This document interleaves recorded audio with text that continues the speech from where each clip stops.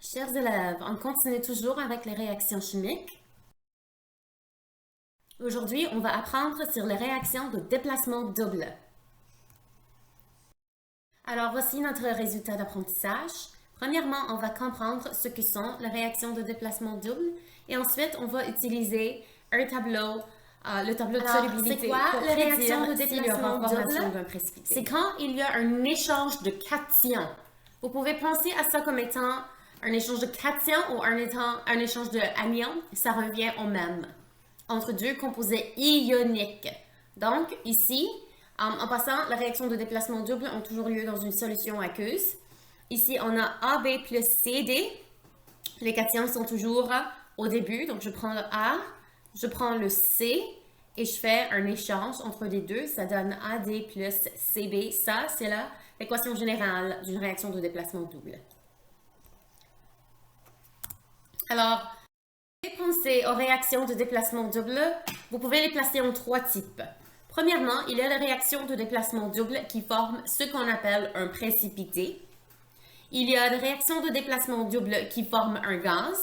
Et il y a les réactions de neutralisation entre un acide et une base.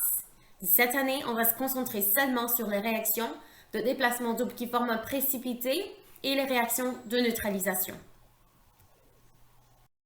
Alors, regardons un exemple.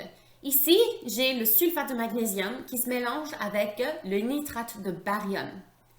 Une chose facile à faire, c'est les diviser en cations et anions. Ensuite, on prend nos deux cations et on les switch de place, on échange de place. Ceci va nous donner le sulfate de barium et le nitrate de magnésium. S'il vous plaît, n'oubliez pas de faire vos lignes et de refaire votre chassé-croisé à chaque fois que vous mettez vos produits. Ainsi, vous pouvez vous assurer que vous avez la bonne formule.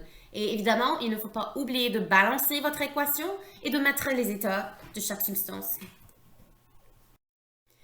Alors, qu'est-ce qu'un précipité? Je veux juste que ce soit clair. On parle ici de précipité, pas de précipitation. Donc, ce n'est pas des pluies qu'on parle, mais des composés insolubles, solides, souvent de très jolies couleurs, qui vont se former quand on mélange deux solutions aqueuses ensemble.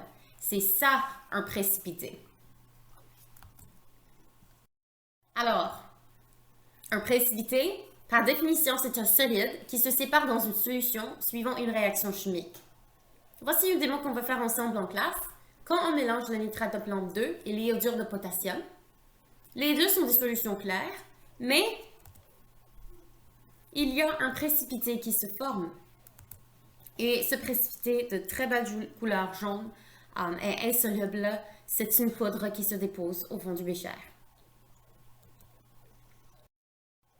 Voici un autre exemple. Donc ici, on mélange ensemble le nitrate d'argent et le chlorure de potassium.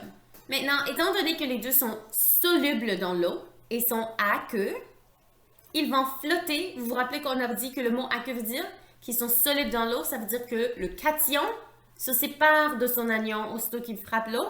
Le cation dit à l'anion au revoir, prends soin de toi, et il flotte librement dans la solution. Maintenant, quand on mélange deux différentes choses et un des produits n'est pas soluble, comme dans ce cas c'est le AgCl, aussitôt que le Ag rencontre le Cl, il se transforme en AgCl qui est solide, le AgCl n'est pas soluble et se dépose au fond du bécher. Les autres ions qui flottent dans la solution s'appellent les ions spectateurs parce qu'ils n'affectent rien dans la solution, ils vont juste continuer à flotter comme ça. Alors, comme je viens de dire, si vous n'êtes pas partie de la solution, vous faites partie du précipité. Donc, voici le tableau de solubilité qu'on va utiliser ensemble pour savoir s'il y a formation d'un précipité ou non. Si je prends l'exemple de la réaction qu'on vient de voir, le AgNO3 qui se mélange avec le KCl, les produits sont le AgCl. Donc, je regarde en haut, je vais trouver mon cation. Alors, je peux voir que le Ag est juste là. Sur le côté, je peux voir mon anion. Donc, le Cl est juste là. Donc, Je regarde où les deux s'intersectent. Le AG et le Cl s'intersectent à un cercle noir. Le cercle noir, comme la légende vous indique en bas, ça veut dire que le composé est insoluble et ça veut dire que c'est un précipité. Si le cercle est ouvert, le composé en question, le produit est soluble. Maintenant, faites attention, parce qu'une réaction de déplacement double va seulement avoir lieu si un des produits est un précipité. Si les deux produits sont solubles, tous les ions vont être des ions spectateurs et il n'y aura aucune réaction.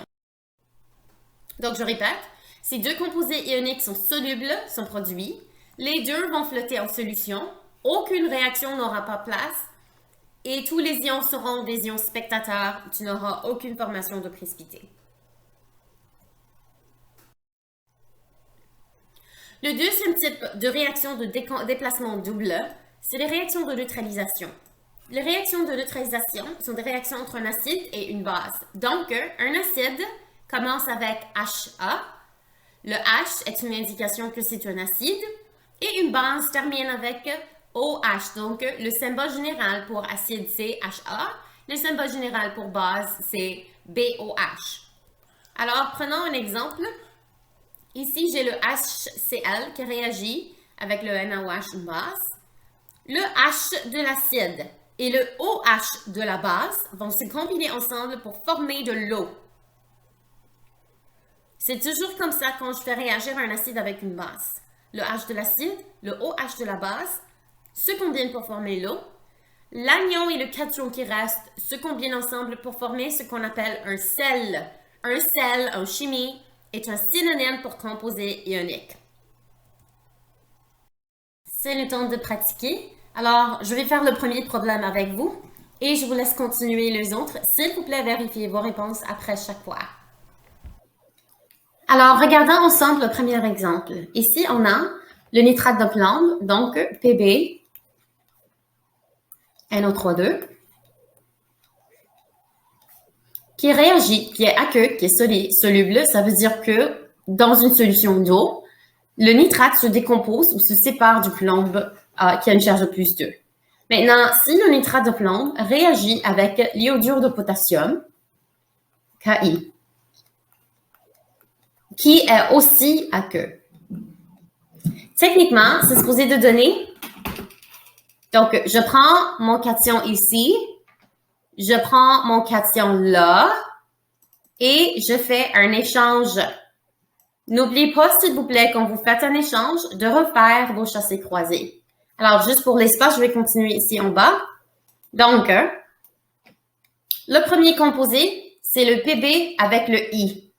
Alors, le Pb, je sais qu'il a une charge de plus 2. Comment est-ce que je sais qu'il choisit cette charge? Si c'est un ion, si c'est un métal de transition, ben, c'est parce que je vois le 2 ici. Donc, ceci me dit que ça doit être la charge du Pb. Dans ma tête, j'ai fait l'opposé du chassé croisé et j'ai vérifié avec l'anion. Le nitrate a bel et bien une charge de moins 1, donc le plomb doit avoir une charge de plus 2. Alors, je prends mon plomb, je prends l'iode qui a une charge de moins 1. Je fais mon chassé croisé. Mon premier produit devrait être PbI2. Maintenant, je ne sais pas si ça c'est le précipité ou non, alors j'attends. Le deuxième produit. Maintenant, je prends le K et je le mets avec le NO3 et je refais mon chassé croisé. Alors, le K a une charge de plus 1. Le NO3 a une charge, si vous regardez votre tableau des ions polyatomiques, vous allez réaliser qu'il a une charge de moins 1. Je fais mon chassé croisé. La formule de ce composé est bel et bien KNO3. Maintenant, je regarde mon tableau des solubilités. Je peux voir que le K est ici et que le NO3 est là et qu'à leur intersection, donc leur intersection, c'est une ligne, c'est un cercle qui est ouvert. Ça veut dire que le composé est soluble et ce n'est pas un précipité. Pour que cette réaction ait lieu, il faudrait que le deuxième soit un précipité. Alors, je regarde l'autre bord. Donc, on a le Pb de plus, il est juste là. Et le iodure, il est juste là. Voilà. Donc, à leur intersection, on peut bel et bien voir que le cercle est fermé. Ceci veut dire que ça, c'est un précipité. Maintenant, vous pouvez mettre PPT pour précipité ou vous pouvez mettre S pour solide. Ça m'est égal, comme vous voulez. Je préfère PPT pour précipité. OK? Et voici ma réaction de déplacement double. N'oubliez pas que si les deux produits étaient aqueux, donc si les deux produits étaient solubles, j'aurais aucune réaction. C'est le temps de pratiquer.